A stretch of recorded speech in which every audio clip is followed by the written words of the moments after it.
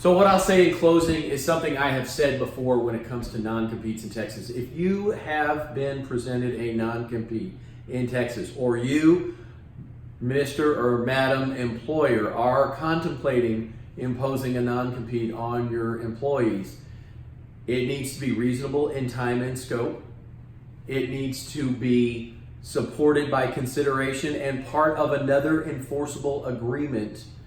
And that means in plain English that something protected, something confidential, something unique to your business and the business acumen of that differentiates that employer in their business space has to be imparted to the employee for it to pass muster, and such that injunction hearings, temporary restraining orders, that an employee can be reasonably restrained in trade and from competing with a former employer.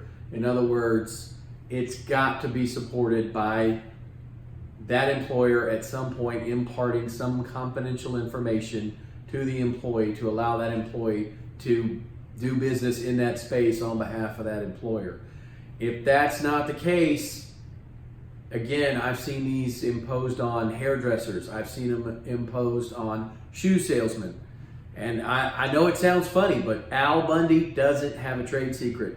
A customer comes in, they're good salesmen, they hustle up, that it turns into a repeat customer.